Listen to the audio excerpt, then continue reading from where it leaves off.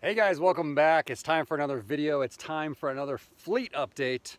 And I don't even know if I should be doing this video because it's not a Montero, but I figured, why not? It's a new member of the Lusa Overland fleet. So check it out. Let's learn all about this new purchase. What we have here is a 2000 F-150 XLT 4x4 5.4 liter Triton V8. It's the 6.5 foot bed. And I scooped this thing up, I think it's been a couple months now and just haven't gotten around to making this video. Some of you guys probably saw my purchase stories like the day of live on Instagram. So what I'm gonna do is I'm just gonna take you around. You know, this isn't gonna be a super long video. It's an F-150. There's a million of them. I'm just gonna kind of show you the new addition to the Lusa Overland fleet. And the reason I got this is because every time I don't have a truck in the fleet, I always wish I did. And the problem up until now has been that I've always been buying 9th generation F-Series trucks. And I think that the 9th generation F-Series trucks is the best generation of all trucks ever made. They're just the most beautiful, they're incredibly reliable, and I just love them. The problem is that I love them. And when I really, really love a vehicle, I want every detail to be perfect. And yeah, I almost like obsess over it. And so I didn't want to go down that road because when you have 9 vehicles, maintenance is kind of like a part-time job. And I want to be able to let things go. And I just wanted a truck that I could just use as a work truck and not necessarily care about what it looked like. And that is where the 10th generation comes in perfect because it's not particularly good looking. I remember when these first came out, I thought it was the ugliest thing ever. Like all these rounded corners and swooped like body lines and everything. I was not a fan at all. But now these trucks are like 25 years old and now they're looking kind of different, kind of vintage, kind of cool. So the looks have grown on me. Don't get me wrong, nowhere near like boxy styling, but I don't really mind them as much. And so that's why I wanted the 10th generation, because I knew that I would never really care about it as much as I would a 9th generation. I wouldn't obsess over everything. It doesn't have to be perfect. It just has to work. And so with that, I'm going to take you around. Let's start with the exterior and I'll kind of show you like its flaws and also any fixes that I've done. So first things first, this car was in a couple accidents on the Carfax and that was the biggest hang up on purchasing it. I almost didn't buy it. I almost walked away, but it's got a lot of pros. Let's start with the pros. It is an Arizona truck, so totally rust-free, super clean, and it's also low miles, 124,000 miles on this 2000 F-150, so super low miles. I actually do believe the seller's story that it was owned by like this old guy and he passed away and just sat in the garage for a long time, and then he bought it and he lived in like a he lives in a small town, so he didn't really drive far, and so this thing just stayed with low miles. So that's the good. And the other good is that it's a 5.4 liter V8. I would have gone with the 4.6 liter V8, but I would have preferred the 5.4, so I'm glad I got that. And then also I was looking for an extended cab because we come out to the forest all the time and it's easy, just kids can jump back there. And then I wanted a 6.5 foot bed. And the reason that I want a 6.5 foot bed is I just think they're the most useful beds. Like the 5 foot beds that most people have on the trucks, you just can't get almost anything done with those, like real work. And then the 8 foot bed is more of a hindrance when you're like parking and when you're driving off road, having, you know, that giant wheelbase and everything. So I find the 6.5 foot bed the perfect size. You can sleep back there if you need to, you know, with a camper shell and everything. Like, it's just great. So that for me, I've always been the most happy with a 6.5 foot bed. So the cons were that it was in 2 accidents. That was really the main thing. The first one was up front, and I don't know if I really noticed this at the time. I mean, I noticed that like dent, that like cut out in the bumper right there. And I noticed that this side of the bumper kind of hangs down a little bit right there. But, you know, I figured no big deal. I could fix that. That shouldn't be too bad. Now, after having owned it and inspecting it, there's like a support for the bumper right there that's cracked, and so that's why that bumper can't come up. So I would have to take the bumper off, have that re-welded, and then bring it up. So it's definitely in some kind of front accident. Let me show you what I found during my inspection. I ran the Carfax and it showed that this thing was in an accident a couple years back, and the airbags deployed, and the airbags, look at this, just got hot glued back together. Look at this one. Look at that hot glue. I don't think there's any airbags in here. So I was like, hey man, this thing's been in an accident, it's got no airbags. He's like, oh, my sister borrowed it and she didn't tell me. She had a sketchy boyfriend, it must have been him. I was like, I don't believe that for a second. Like, it's on the Carfax, which means your insurance or the police, like, they know about it. So I don't see any way that you don't know about it. And plus, you could feel this giant like lip right here where the airbag was like closed, and you could see the hot glue on the seam. Like, it was, you know, not like the best job in the world. You could see it. So anyways, that was my biggest hang up. And I looked at the price of airbags and I was like, that's probably gonna cost me around 500 bucks if I go with like a reputable airbag supplier, as opposed to just getting ones out of the junkyard. And so I went ahead and pulled the trigger on this thing, and that's the first thing that I did, is I replaced the airbags. Got them from a place called Airbag Center. They're out in Florida. They're still used airbags, just they apparently put them through some checks and everything. And, you know, that made me feel a little better than just going out to the junkyard and pulling some random airbag. And so, yeah, all I did was pop those airbags in. I also got a, basically like the sensor, I forget what it's called now off the top of my head, that, you know, controls the airbags. And that's located down there, like underneath the center console, and I replaced that as well. I might still do the driver's side seatbelt pre-tensioner, as the seatbelt is kind of floppy doppy. But anyways, I plugged those in, airbag light off, and so I was like, okay, now I'm good to go and spend more money on this thing and keep fixing stuff as it comes. Safety first, right? Let's see what happens. Oh! Airbag light is off. Got no horn still for some reason. The airbag light is off. Let's obviously talk about the hood. The hood has a lot of clear coat damage from being an Arizona truck. And again, this is why I wanted a 9th generation, because I don't, sorry, a 10th generation, because I don't care. Like, I don't care if it's ugly, it's gonna be a work truck. So I did hit this with a quick polish, and it made a really big difference. Right now, the hood is pretty dirty from sitting outside, but it actually came back to life a little bit. But what's interesting is I learned after buying this truck that this hood is aluminum. So this 10th generation was when Ford started messing around with putting aluminum pieces on their trucks. And then after this, of course, you would start to see, in a few generations later, the aluminum high-grade military alloy bed that saves like 500 pounds or something. So, but this is really I think the genesis of that was that hood. So we got the aluminum hood. And the other thing, big con that this truck had when I first bought it, is had terrible tires. Horrible, horrible tires. Like, you could see the steel belting coming out of them. They were like, yeah, I didn't even feel comfortable driving this thing on the highway. So I used one of my AAA tows and had it towed home, because it was about like 60 miles or so away from where I live. And so that's one of the very first things that I did, is I had traded for this set of Cooper Discover HTPs a long time ago, like 4 years ago. I traded a guy, what did I give him?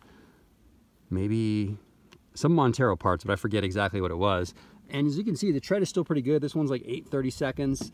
The worst one is like 630 seconds. So still plenty of life on them. And for the amount of miles that I plan on put on this thing, you know, just a few, maybe 1,000 miles a year, they'll be more than fine, and they'll be good in the snow with all that siping. So I had those put on. These are the 17-inch alloy wheels that came on, I think it was the XLT and maybe the Lariat trim, but I like them. Like, I have no reason to change them out. I'm a big fan of OEM wheels. Like, I never switch out wheels for aftermarket.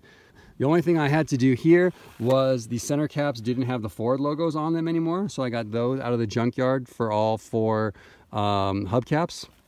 The lights were all yellow and hazy, so I replaced those with some cheap Chinese ones, and they work a lot better. I have much better nighttime visibility. I actually found that the original headlamps that were in here had the original bulbs. They had a 1999 date on them, and they were still working, so that's pretty cool. I don't think these old people ever drove at night or something.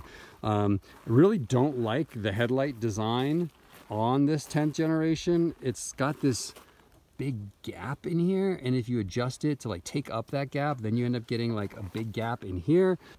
Keep coming around the side, you can see we got the running boards there, and then we got these bed tie-down hooks on the side, which I really like. I think it was like a dealer installed option at the time, because I've seen plenty of other F-Series trucks of this age with these on there, so that's handy. You know, been using it for work. As you can see, it's all dirty in there. I've been hauling stuff to the junkyard, sorry, to the dump. And then the other big con with this truck, tires, the 2 accidents, the one was in the front, the one was in the rear, and it did not have a tailgate. And I drove around like that for a few weeks, and it was a huge pain in the butt. I was always worried about stuff falling out. And so that was one of the first things that I addressed. My dad was kind enough to go to the junkyard in Phoenix for me, which is a really big ask, because he's an old man, like in his mid-70s, and going out into a junkyard in Phoenix and, like, you know, that kind of heat, and getting this tailgate for me, big ask, but he came through. They did not have any red ones, so I just said, get whatever, I don't care, like any color, I don't care, I'll work with it, and I can always keep my eye out for a red one when it comes up. This one, of course, is super interesting. I think the original color is like this gold, and then it got painted this maroon, and then it got painted this metallic green. And there's a terrible paint job, but again, I don't care. I just needed a tailgate so stuff doesn't fall out, and it functions. And I gotta maybe get some clips to hold the plastic trim down and everything, and the plastic trim on the top is missing, but all that's super easy to get out of the junkyard. As you can see, it's got a bed liner, and that's not a beer bong, that's for killing groundhogs, smoking them out with your exhaust. And then it's got a hitch and a hitch controller, sorry, a plug-in, so that's great. And let's see, coming around the tailpipe, I just addressed this.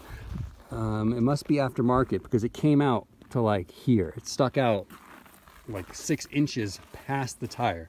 So all it took was me hitting my leg on that once, and then it had to go bye-bye. It's got the rear slider window in the back of the cab, which I love. That's already come in useful. I had to get a really long piece of gutter, and I just ran it through there. And then you can see it's got that same sun fade out here on the roof, but it is what it is. It does pool water, I've noticed, every time it rains, like in this corner. I wonder if the bed liner is blocking like an existing drain hole, so I'm going to drill a couple holes there and in the very corner. All right, that's everything on the exterior. Let's go into the interior. I haven't cleaned this up at all, you guys. It's just, it is how it is. Suicide door in the back, love it. XLT got the cloth seats. XL, you had vinyl. So, and then Lariat, you had, or maybe it was Eddie Bauer at the time, I don't remember, but you had leather. And I'm a big fan of the cloth seats, although I will say that this one is not very comfortable. I need to switch it out. It's just kind of like the foam is really collapsed, and so I'll probably go to the junkyard and look for one that's in better shape. This side is great. Much more like support. This foam, you can see how much lower it is than the center section. It's just totally worn out. And rather than going through all the trouble of replacing the foam, I can just, you know, it's an F-150. There's a billion of them. So there's that. Now, what has gone on in here? Firstly, when I first got the car, this, the front doors were insanely hard to open. You would have to, like, people would think the car is locked, and they'd be like pulling on it, like, oh, can you unlock it? I'm like, it's unlocked. You just have to pull it really hard for it to open. And so that was solved by adjusting This striker plate, I think I just had to move it down a little bit, and then that problem was totally solved. I also treated every single little piece of rubber and plastic on this vehicle. All of this weather stripping, I hit it with some Honda Shin-Etsu grease, which, as you guys know, is the greatest stuff in the world for restoring anything made of rubber. And then all of like the plastic and everything like this, I hit with some Mothers back to black, and that actually made a big difference in darkening up all that sun faded plastic. You could use definitely another treatment. Then let's talk about the other big thing. Was anytime a door would open on this truck, the weirdest thing would happen. All of the interior lights would start flicking on and off. And it was driving me crazy because at night you'd be like in a strobe light, and it was like really annoying. And it was also there was also a chime sound that went along with it, so twice as annoying. So I started thinking that it had, and also none of the controls up here work. The power door locks, the key fob. And that led me to think, well, maybe it has to do with a door jam switch issue, and the car thinks the door is open when it's not open, or when it's open it triggers the dome lamps to act crazy. I don't know, but I thought, let me check out the door jam switch, which is inside of this mechanism. It's not like on a lot of other vehicles where it's literally like a button that gets pushed in and out as the door closes to tell the vehicle when the door is open or closed. It's like inside this mechanism. So you got to take this panel off. And then I also thought, you know, let me investigate the locks not working while I'm there, the power locks. I can check out the actuator. So I'm exploring all that stuff, and it seems to be working. And I noticed that when I had the door in just like the perfect position, the chimes would stop and the lights would stop blinking. And I was like, that's weird. And if I move it like that, it starts. And if I move it like that, it stops. I'm like, that doesn't make any sense, because the door position sensor, all it knows is if the door is open or closed. Like if the striker has engaged the latch in here, then it says door open, and it doesn't matter how much open it is. It's either the door is open or closed. So then I was like, oh, it's gotta be in this main wire harness that goes from the door into the body. Maybe there's a wire flexing in there. So I reached my hand in there with the door panel off and kind of squeezed those wires, and sure enough, I could turn it on and off. And so that was my clue. Took the door off and opened up that wire harness, and sure enough, there was a bunch of broken wires in there. So I repaired, I think, 3 wires, put the door back on, and we are back in business. Everything works as it should. Dome lights, power locks, yeah.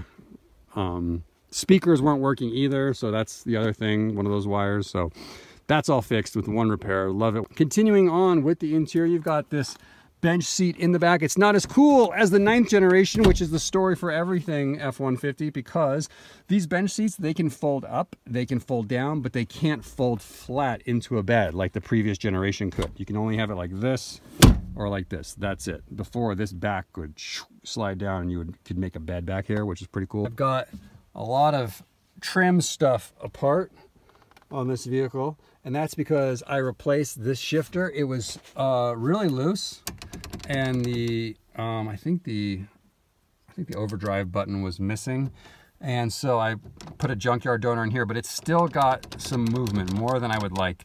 And I think it's the actual housing side, like the female side that this goes into, that's worn. So I'm gonna work on shimming that out to take some of this slop out. It used to be much sloppier with the old shifter, and also there's some bolts underneath that you come up from underneath that you can tighten up, and I did that, and that helped a lot. So yeah, that's that. I cleaned up the cluster while I was in here. There was a bunch of like dead bugs and grime in here, so I took the panel off, cleaned that up, and did confirm that it is the original mileage. Like on the cluster, it's stamped with the December 99 date code when this truck was made.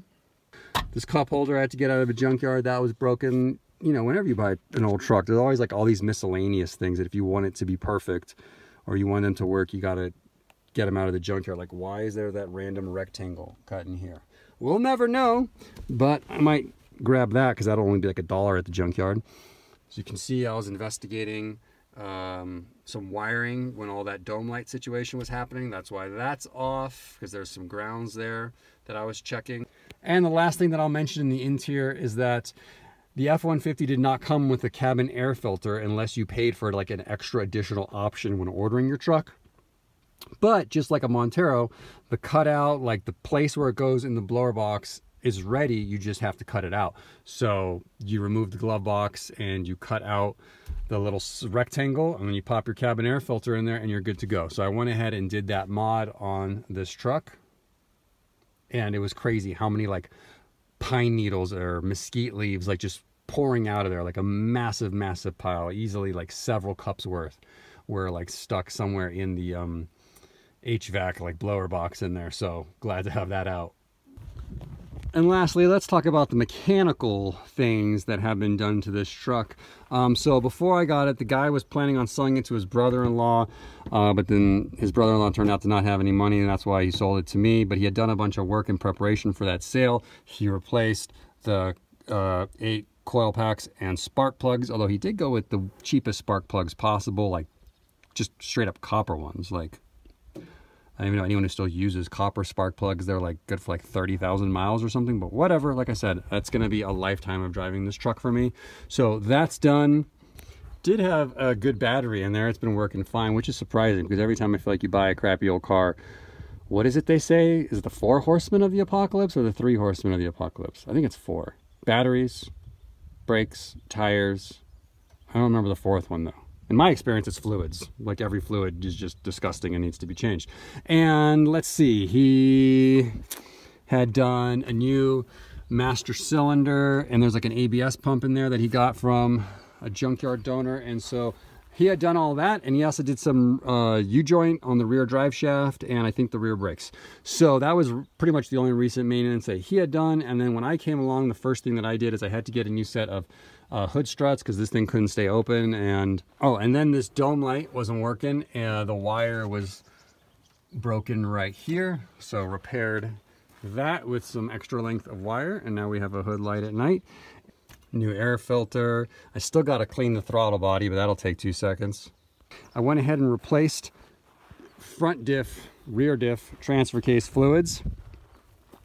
And then the main thing that was still kind of on my mind was the transmission. The transmission would downshift really hard into third. So if like you were on the highway and you were in fourth and you needed to pass somebody, and you would give it some gas and it would downshift into third very jerky, very hard. And so I did a full transmission service on this vehicle,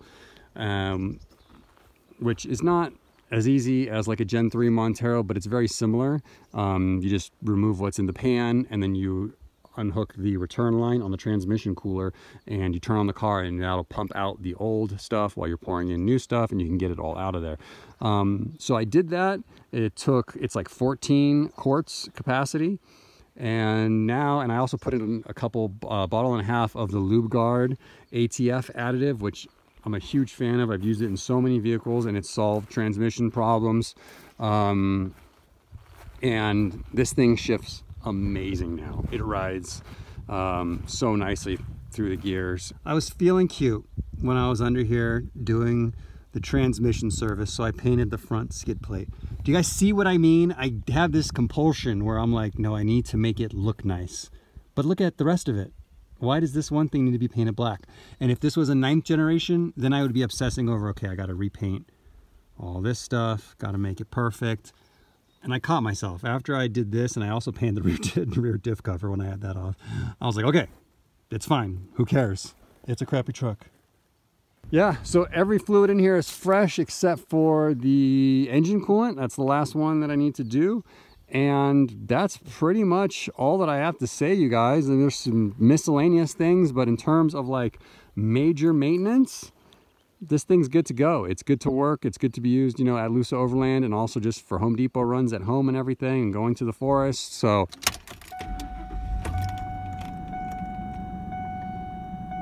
there it is, 124,000 miles. Still got that ABS line on that I have to investigate. It's probably like a vehicle speed sensor. But the point is, it starts up every time. Transmission works great. All the fluids are changed, so it actually gets pretty decent fuel economy. 4x4 works perfectly. And yeah, there's still some things to square away. There's definitely some loosey-goosiness in the steering, and the front brakes are starting to pulsate a little bit, so could do the front brakes. You know, it's an old truck, there's some things to do, but I don't have to be in a rush to do it. It works great. And I'm calling this one Farley. That's its name. And yeah, I hope you guys enjoyed it. That's really all I have to say about this. Probably went longer than I was expecting.